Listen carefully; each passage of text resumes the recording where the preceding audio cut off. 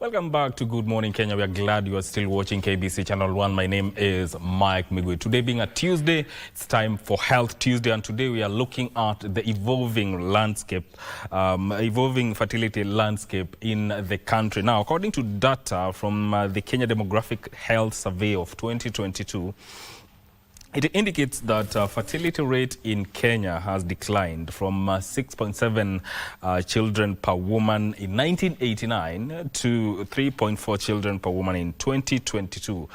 And the World Health Organization also estimates that roughly 1 in 6 people experience infertility in their lifetime. That is across the globe.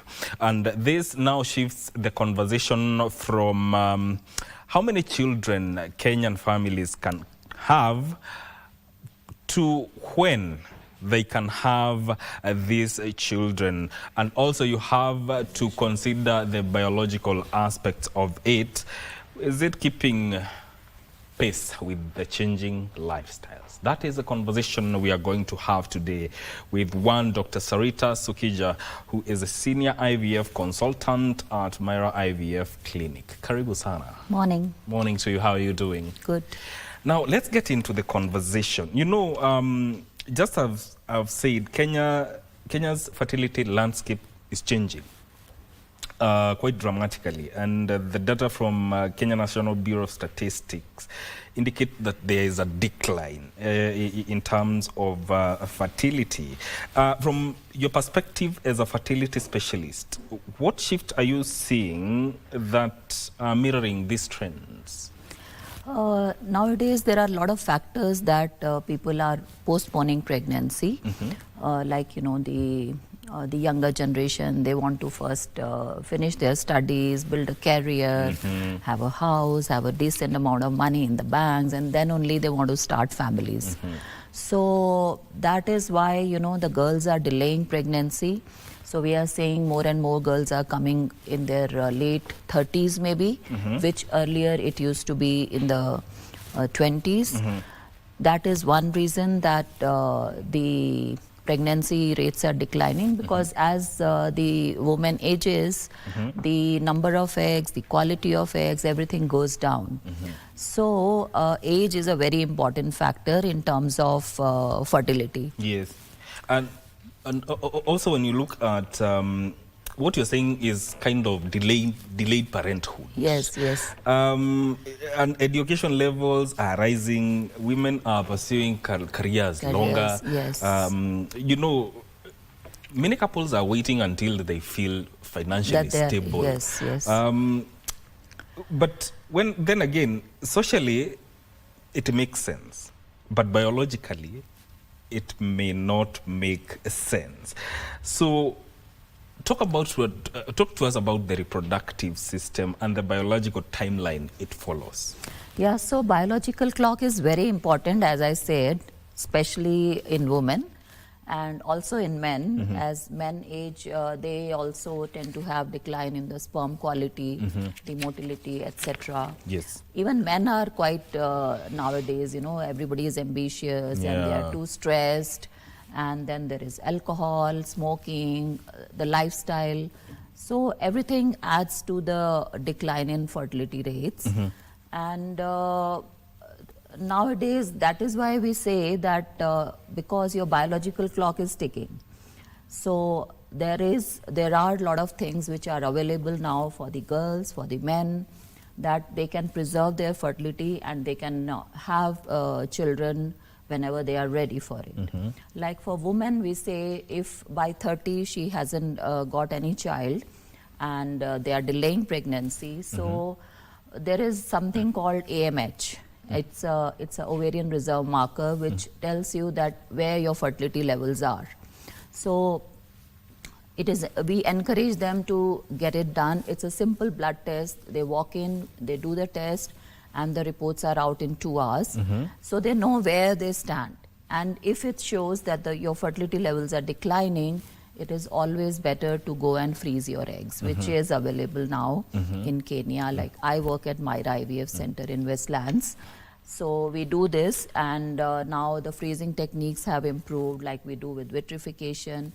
So the retrieval rates are almost 100%. So a woman can freeze her eggs at 30, and she can decide to have pregnancy at 40. So then her chances of getting pregnancy at 40 are very good. Rather than, coming at 40 and when there are no eggs and her AMH levels have already declined. Same for the men. They can come and freeze their semen, although it doesn't affect men too much. Even at the age of 50, we will find good sperms. But there can be some changes in the DNA which can lead to decreased fertility levels. So even men can come and freeze their semen, and they can use it later. So there are a lot of things available now in Kenya, and the younger generation basically needs to be aware about it. A lot of people don't know that these things are there and they can do it. So we encourage the girls as well as the men that they should just go and check their levels. Even a simple ultrasound scan for the woman can find out how the uterus is, how the eggs are, and if by any chance the egg levels are decreasing, just come and freeze your eggs. There's a perception that medicine has, modern medicine has solved age-related fertility issues. Yes. Often you will hear statements like, if I struggle later, IVF will fix it. But then again, my question to you is, from a medical standpoint, how accurate or misleading is that phrase? See, again, IVF is not miracle. It's not 100%. Everything depends upon the age. If you come to us in the later ages, like by the age of 40, then the chances of IVF results giving you a pregnancy also decline. So, there is a chart which shows that after the age of 35, if your pregnancy results are going to be, say, 50 or 60% by IVF, after the age of 35, it declines sharply. It goes down by, say, 30% or 25%. And after the age of 40, nowadays everybody is gymming and they're dieting, and there are a lot of cosmetic things available. You look young. Men and women, they might look young at the age of 40, they might be energetic, but the biological clock is ticking. Yes. So after the age of 40, you will see only 10 to 15% women have a chance of natural pregnancy, and even with IVF, it's the same. After the age of 40, the chances of pregnancy are very less, which people should understand. Even if they have regular cycles, it doesn't mean they are producing good eggs. So that is there, and everybody should know about this. That is what we say, age is the most important factor, and the fertility declines with age. Yeah, and does freezing eggs, the timeline that the egg takes to in the freezing time, does it affect its quality with time? Nowadays, we have very good techniques, which is called vitrification, which is very quick freezing. And if the eggs or sperms are frozen, and by the way, we can freeze the eggs and sperms for many years, as long as you want, because they are frozen in the liquid nitrogen at minus 196 degrees. And when we take them out, the chances of survival are almost 80 to 90%. So we can get the same quality which was frozen, say, 5 or 10 years back. So it can affect little bit, I would say. Yeah. I mean, you might not get 100%, but you are there 80, 90%. You have good amount of eggs as well as sperms, which can be retrieved back once they are frozen. And also, conversation mostly revolves around the female biological clock. Yes. Mostly that is where the conversation centers, which means male fertility receives far less attention. And so when you look at it, how much does paternal age matter in fertility outcomes? Are men more sometimes overlooking their own role in conception challenges? See, the fertility issues, as much we attribute to female factors, Yeah. it's almost the same as for the males. I would say almost 40 to 45% of the factors are because of the males. And for males, the semen is the most important factor. And with age, it is seen that the fertility levels, the sperm counts, the motility, the morphology, and the DNA does change. So if a male is coming in the later ages, say after the age of 50 or 55, then it does make a difference. And sometimes, everybody says, okay, there is problem with the female, male doesn't have. But we see nowadays almost 50% of the cases are because of the male factor. Sometimes there are no sperms at all, and a man might not know. So the semen analysis is the mainstay for the males, and it does decline with age. With age. Yeah. Because there's this talk that fertility drops suddenly at 40. But fertility specialists often say that the decline is more gradual. What actually happens? Because this is something that does not just wake up and You see, there are you'd start dealing with matters of fertility and infertility. What happens with time? See, every woman is born with certain set of eggs. So the number of eggs is fixed. And it is said that a woman if we look at from the reproductive age group to menopause, Yes. she might ovulate about 400, 450 times in the whole lifespan. So that is fixed. Everyone is born with certain number of eggs. Yes. And that goes on decreasing as she ovulates every month. So every month one egg is released. If it is not fertilized, obviously it will go waste. Yes. That is why by the time a woman reaches 40, the number of eggs that are left, they are not many. And also the quality declines. So if the egg is not good, if the egg quality is not good, the resulting pregnancy, the resulting embryo will also be abnormal. Yeah. And that is why you will see in the later age group, even if a woman manages to get pregnant, Yeah. the chances of miscarriage are very high because of the aged old eggs as well as the abnormal pregnancies. Same holds for the men. But for men, even at the age of, I would say, 50, 60, 70, we might be able to get some sperms. But in a woman, by the age of, say, 45, we might not be able to get any eggs.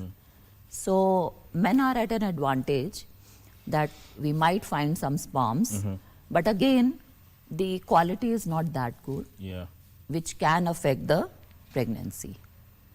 And it can result in miscarriages. Yeah. Or they might not get pregnant at all. Yeah. There's that chance. Yes. Let's look at the myths around fertility. According to the World Health Organization, 1 in 6 people at the global level experiences infertility at some point.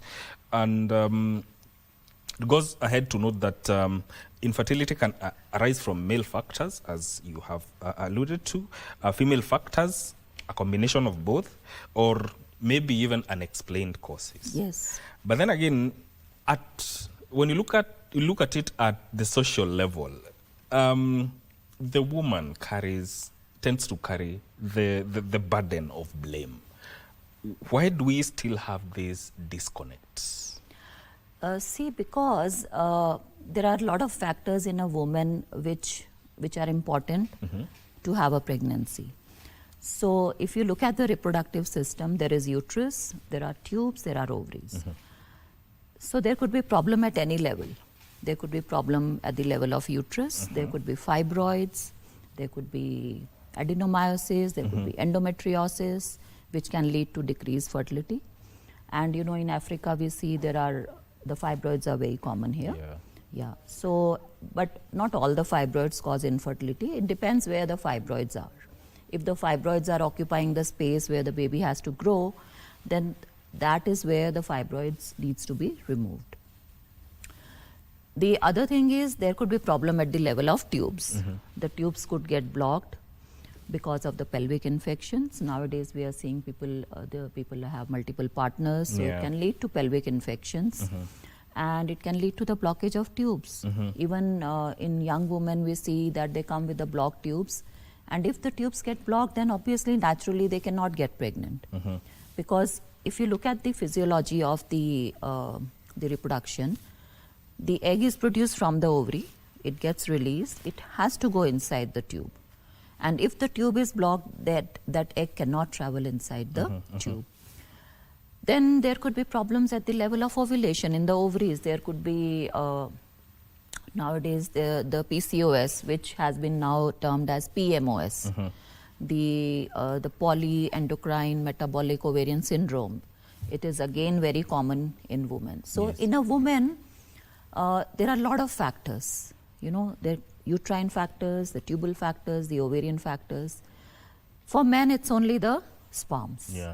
So, and these diseases are quite, we see in about say 20 to 30% of women.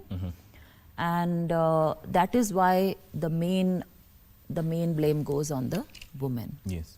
Because more things are in the woman, and we need to have all the factors in place to have a successful pregnancy. That is the reason, you know, the women have been blamed, and they say men. But nowadays I would say it is that perception is also changing. The men are also coming up, and they are very, they also come to do the tests, and they are quite supportive also. But I would say that percentage is still very less. Very less, yes. We'll come back to this conversation because we need to look at prevention and early intervention, but I want us to cross over to AI is the in thing right now, and as you've heard, it's even affecting or being incorporated in how the media operates. Now, coming back to matters of fertility and IVF, it's evolving beyond what many people traditionally understand. We are hearing matters to do with AI-assisted embryo selection and things like that. For viewers unfamiliar with these techniques, what is the impact of AI when it comes to matters that regard IVF and fertility in general? So basically nowadays we see AI is everywhere in every field. And as we attend the international conferences now, we are hearing that the AI is going to be very, very useful in IVF also. So it is now, I would say it is still experimental. People are working on it. So with AI, they say you can select the best eggs. As I said, you know, the egg quality is very important in the previous conversation. So AI can help us to select the egg which will have the best chance of giving us a successful pregnancy. And once the eggs are fertilized, even for sperm, it can even select a best sperm. And then once they are fertilized, and we can see how the embryo is growing. And based on that, AI can help us select the embryo which we should transfer, because right now we see under the microscope, or there are invasive techniques like the pre-implantation genetic testing, in which we have to do the biopsy of the embryo and we have to send it for testing to check whether it is normal or abnormal. But AI, now they say it can select the best embryo which we can pick up out of say 5 or 6 embryos, and we can implant that and it can give us pregnancy. So it is coming in. I would say it is still not practically applied in many places. But in the developed countries like UK and USA, the endocrinologists and embryologists are working on it. And I'm sure in coming few years we will have it in the labs where we can practically apply to have the best results.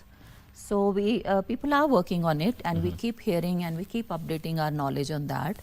But it is not available everywhere right now. And as they say, AI can even replace humans, but I don't see that. Still, AI is anyway, as they said, AI is being made by humans. Yeah. So their work and their help would always be required. AI can help us improving our work, improving the selection and getting better results, but it cannot completely replace the human work. You know, many people may hear AI selected embryos and assume 100% success rate. How important is managing expectations? See, nothing can be 100%. Even if we select the best embryo, the implantation is a very complex process. So it is, even if the embryo is good, it's like, you know, you put a seed in a soil. So there could be problem with the soil, you know. So we have to have very realistic expectations as far as the results of IVF go. So even if the embryo is good, there could be problems in the uterus.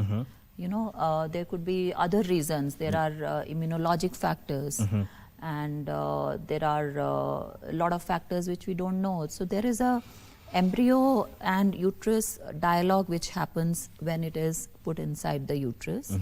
And it is not only the selection of embryo, there are other factors which can affect the success rates. So we have to look at every factor. Yeah. Do you see it reducing financial burden by potentially maybe reducing failed cycles, or is there a danger of creating unrealistic expectations amongst patients? So even if AI comes, we tell the patient that it is not only the embryo, but there are a lot of other things which we need to work at and which we need to look into. Like if somebody has had diseases like endometriosis, and if there is adenomyosis, and then there are fibroids, the surgery has been done, so the blood supply does get reduced. You know, the uterus which has not been cut ever. Yes. So see, whenever you cut, the blood supply gets reduced. So that can affect. And then there could be adhesions inside the uterus. There could be polyps. The endometriosis itself can affect the implantation at every level. So we do tell them that it can improve the results, but Yes. it cannot give you 100% results. Yes. So the technology has its limitations. Of course. There's also the aspect of barcoding system in the lab. Talk to us about that. Yeah. So basically, you see now in most of the labs all over the world, I would say maybe in 80% of the labs, the fertilization process happens manually, which is done by the embryologist. Meaning, like if a couple comes to me, I have taken the eggs from a woman and we have taken the sperms. So the labeling is done by the markers on the dishes, and then say there are 3-4 patients. So there can be a human error, which everybody, of course, it's not intentional. Everybody wants to avoid it. But there is something called the barcoding or the electronic witnessing system. There is a UK system called IMT Matcher, in which every patient has a barcode, a specific barcode, which starting from when they register, and when we collect the eggs, and when the fertilization is being done. So that is basically a electronic witnessing system in which the system will give itself alarm. If the embryologist picks up some wrong egg or wrong sperms and they are going to fertilize, it will give you alarm that you are not doing the right person's fertilization. So IMT Matcher electronic witnessing system is very, very important. Of course, it adds to the cost for the labs. And we are the first ones to have it in our lab in the whole Africa, I would say. And it is to reduce the errors in the lab, basically, because we don't want any errors happening in the lab, someone's sperm, someone's eggs. So it decreases the errors. And it should be there in most of the labs. Like we also had it, say, in last 2 years, because it is a specific software and it will put the barcodes on the male and the female, even on the embryos. So, and if the embryologist takes out the wrong embryos, it will give an alarm. So, it's a very foolproof method to prevent the errors in the lab. Yeah. And there's a question about AI that is a little bit intriguing. Those who support AI and are sure that the embryo selection is improved and even success rates are higher, they do argue, they stick by that. But then again, there are those who say over-reliance on algorithms is in deeply personal medical decisions is something that needs to be looked at. Where do you think we should have balance? See, technology does help, but of course it's the, ART, it's an art. So it depends upon the experience of the clinician, the various protocols, and especially in case of failures, there are a lot of things which are available, the new techniques which have been tried, like we can put the PRP, like, platelet-rich plasma, which is still experimental, but it is giving results. So we can put the PRP into the endometrium, into the ovaries. So it can improve the results, but it depends it's not only the technology, it depends upon the quality of the lab, the clinician, the embryologist, and a lot of other things. So we have to have realistic expectations. When a patient comes, we tell them that we will try to do our best, and of course we will try to give you pregnancy in the first trial, but it doesn't always happen. So they don't have to lose hope, and we can try 2-3 times, and if everything is okay, we get successful. And many people start thinking about matters of fertility when they are actively trying to conceive. But from a preventative perspective, are there warning signs that people need to look out for, especially in their 20s, in their early 30s? Are there things that they should pay attention to in as far as fertility is concerned? So the healthy diet and of course, as I said, alcohol, smoking, all these things, the stress, everything affects. So of course the fertility levels are best between 20 to 30. And even during these times, if there is any issue, it applies to both men and women, not only the women. And any medical conditions which they are diagnosed with, they need to be treated on time. And they need to know the basic physiology, like which is the best time that they should be together, when the egg is released. So there are a lot of things which affect the fertility, and we need to look into all these factors, apart from the age, the duration, the lifestyle. There are a lot of factors which affect fertility, and men and women.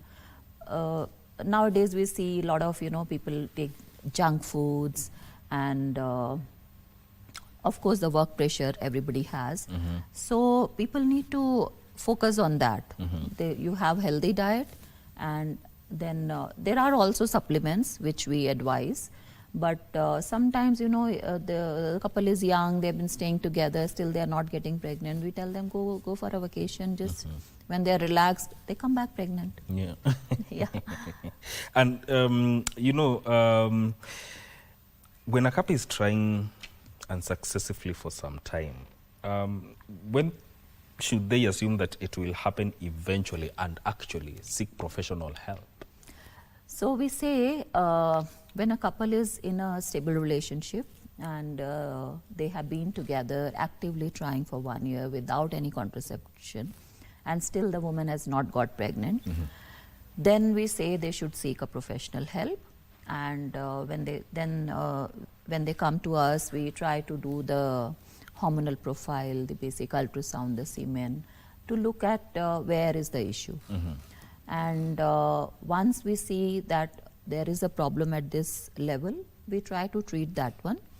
And so it is not always IVF.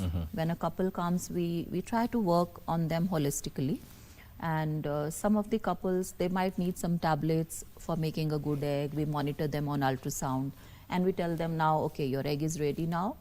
And because the egg can be fertilized only for 24 hours, so there's Yes. a very specific window. So we tell them, okay, now your egg is ready. You should. These are the good days. Try in these 2-3 days. Yes. And if that doesn't work, then we move on to the IUI, which is the cheaper option, and it can also give results. 2-3 cycles of IUI. If that also doesn't work, then comes the IVF. So IVF is the last option. It's not the first option. So that is how, we say that they should come. But this is for the younger people. Yes. If somebody has married late, say in late 30s or early 40s, then they should not wait too long, because time is not on their side. Yeah. The biological clock is ticking. Yeah. So then they should seek help early.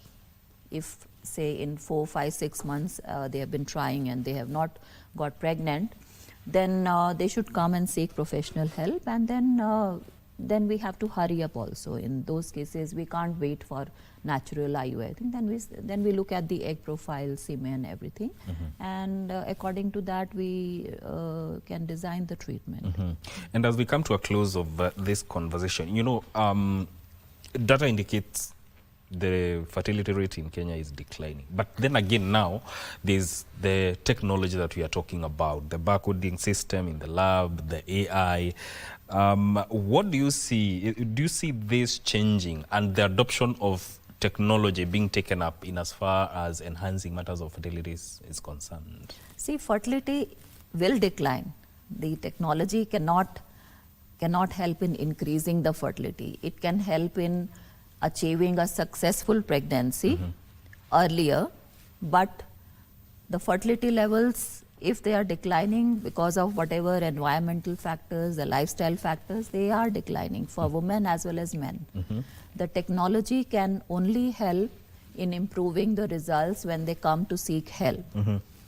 So I would say the other factors which we spoke about, the lifestyle changes, and we tell this to everyone who comes to us, that you should, if somebody is taking too much alcohol, too much smoking, they have to cut down on it.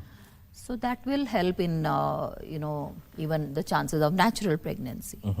The technology is there, but then they have also to make some efforts and they have to make changes. Yes. Yeah. And for those couples who are postponing parenthood because of maybe finances, career, or personal goals, what is that one fertility question or conversation they should be having much earlier than they think they should? So everybody should know that, as I said, they can postpone their pregnancy. They can postpone having a family for whatever reasons, but they should know that the fertility is going to decline with age and time, and there are methods available, there are things available, even in Kenya now we have, that they can go and stop their clock at particular time, and then they are free. They can have a child whenever they are ready for it. So it is like it's like an insurance. You are insuring in your eggs or sperms, and if you are sure about that you are going to have baby with this person, then it is better to freeze your embryos. We fertilize the egg and sperms, and the embryos can be frozen, and then you can come back to me after 5 years or 10 years that now I'm ready for pregnancy. We will take out the embryos and we'll transfer, and they can have pregnancy. If current trends continue, having smaller families, delayed parenthood, there's also the aspect of increasing urbanization and growing fertility challenges. When you look at a country like Kenya, what might fertility landscape look like in, say, 10 years from now? I would say, I think as people are becoming more aware about the fertility treatments available, I think more and more people, and even I encourage that for the girls especially, the egg freezing should be a very good option for the girls, and but it is the awareness which needs to be created at every level, and they can come and freeze, store, and then have baby whenever you are ready for it. Actually, you mentioned something about awareness, but then again, who is going to do that awareness? So awareness, I would say, I think at the level of schools, at the level of universities, then the media, the radio, the newspapers. So I don't think so. Still, a lot of girls know about it, or even men know about it. That they can actually stop their, they can freeze the eggs and they can stop the biological clock there. So there are a lot of ways where the awareness can be created, and nowadays I think it is increasing, but it is still not up to the mark where it should be. Because still we see a lot of people come after 40, 42, and we see there are hardly any eggs, and they still want to have their eggs, but if there are no eggs, we can't put the eggs into the ovaries, then they have to depend upon the eggs from outside, donor eggs, donor sperm, whatever, because that is a fact, and everybody needs to know that even if they might look young, biologically the ovaries and the eggs are not that young. The biological clock is still ticking. It's real and it is ticking. And it's something that you cannot ignore. Yes. Yes. Your closing remarks. So I would say thank you for KBC for inviting me today, and we are here and in Kenya, and you have good options available, and the professionals, the labs, and the new techniques, everything is available, and people should be aware of it, and they can avail, and we are there to help people who are struggling with these issues. Very important. Thank you so much for making time. Thank you. That is Dr. Sarita Sokija, who is a senior IVF consultant at Myra IVF Clinic. Closing this conversation that we have been dealing with matters that touch on the evolving fertility landscape in Kenya.